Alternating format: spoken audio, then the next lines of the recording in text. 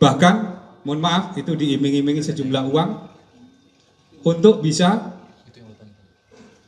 tidak memberikan keterangan sesuai dengan apa yang dia tahu, apa yang dia lihat, dan apa yang dia tahu. Ya, kita tadi mau fokus dulu untuk masalah kasus Ananda, Eki dan Vina. Nanti ada pertanyaan dari teman bahwa apakah nanti akan dikaitkan dengan kasus tersebut untuk pelaporan yang lainnya. Itu sangat dimungkinkan. Saya bilang sangat dimungkinkan, Mas ya. Ya, sangat dimungkinkan. Bukan hanya ayahnya Peggy, tapi juga ada mungkin teman-teman sekalian kalau bisa membuka hasil sidang di pengadilan. Sidang pengadilan. Ini ada sesuatu hal yang menarik buat teman sekalian. Mau dikasih tahu nggak? Pengen tahu atau pengen tahu banget?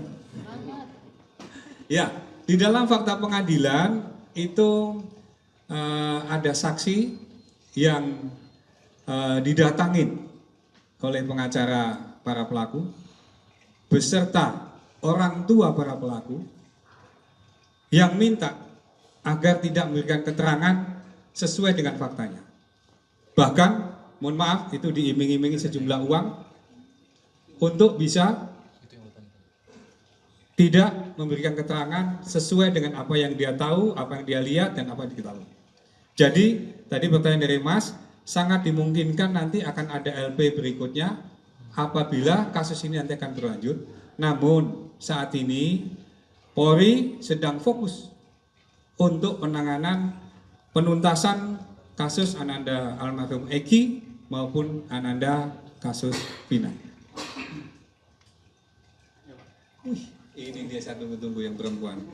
Ayo, monggo silakan. Izin Mbak Seriana dari MNC Portal mau tanya, kan kemarin pengacaranya Peggy Setiawan sempat bersurat untuk meminta gelar perkara khusus dan barusan beliau menyatakan bahwa belum direspon sama Polri. Itu bagaimana, Pak? Tadi saya sampaikan tugasnya pengacara atau lawyer itu adalah bagaimana caranya untuk bisa membela kliennya dia. Minimal bisa meringankan, syukur-syukur bisa membebaskan. Kalau memang dirasa perlu untuk gelar, tentu saja kita akan melaksanakan gelar.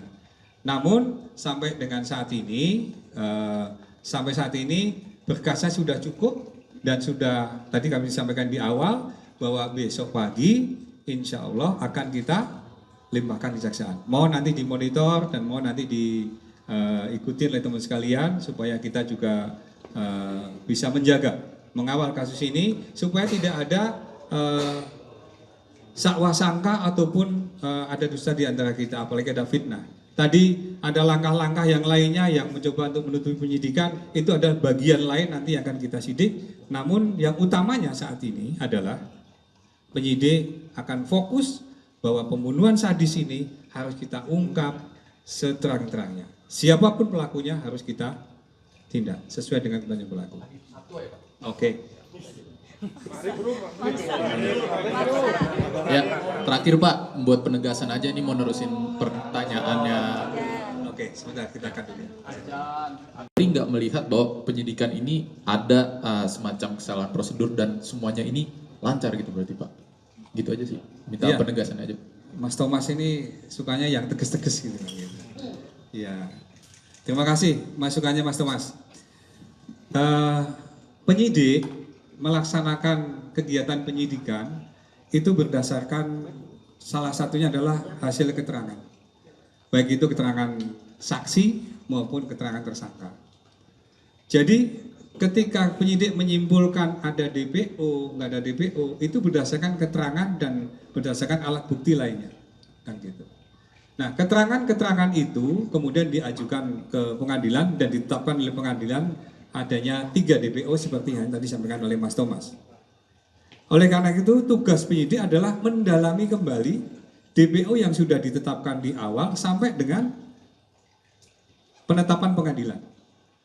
Nah, ketika pendalaman tadi sampai dengan saat ini yang terbuka lebar informasinya oleh para pelaku dan para tersangka lainnya tentang kasus tersebut hanya Peggy Peron lah yang mendapatkan informasi lebih lengkap dan lebih utuh. Jadi, kalau seandainya tadi para pelaku tadi boleh ngomong, boleh juga diem, boleh juga mencabut laporannya sesuai dengan ketentuan undang-undang yang diizinkan ke sana. Maka dari itu penyidik melaksanakan kegiatan penyidikan tadi bukan serampangan, tetapi juga berdasarkan keterangan para saksi dan dikuatkan dengan alat bukti lainnya. Maka sampai dengan saat ini alat bukti yang sudah menguat dan bisa diangkat oleh penyidik sehingga saat ini bisa ditangkap pelakunya baru kaitan dengan Peggy Peron. Tapi untuk kaitannya dengan DPO yang lain sesuai dengan keterangan para pelaku dan saksi yang lainnya belum menguatkan ke arah sana. Ini jadi bukan berarti karena penyidik menetapkan DPO secara serampangan, tidak. Disebut ketika di awal, ketika di akhir nggak disebut, itu juga menjadi hak dari para tersangka. Bahkan ada beberapa pelaku atau tersangka yang mencabut laporan, itu juga hak dari para tersangka. Namun bisa nanti dijadikan pedoman buat kita semua. Kalau memang nawaitunya baik, kenapa harus cabut laporan? Satu. Yang kedua, mencabut laporan tadi itu juga bisa menjadi bagian dari menghalang-halangi proses penyidikan. Namun karena itu menjadi hak dari para tersangka, penyidik akan menguatkan dengan alat bukti lainnya ataupun keterangan saksi lainnya sehingga kasus ini tetap harus diproses karena pembunuhan ini sangat sadis dan sangat brutal. Mudah-mudahan almarhum Ananda Eki dan Vina mendapatkan tempat yang istimewa di sisi Allah SWT dan kasus ini bisa terbuka dengan lebar, dengan terang benderang, dan kami dari kepolisian mengucapkan terima kasih buat teman-teman sekalian, para pakar, para ahli, para narasumber yang sudah memberikan banyak masukan, input kepada kita sehingga kasus ini bisa berjalan dengan semestinya. Dan kami juga mohon koreksi apabila ada hal-hal yang tidak sesuai dengan ketentuan, mohon kami diinformasikan, ada hotline.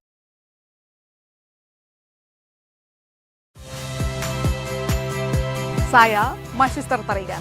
Saksikan program-program Kompas TV melalui siaran digital, pay TV, dan media streaming lainnya. Kompas TV, independen, terpercaya.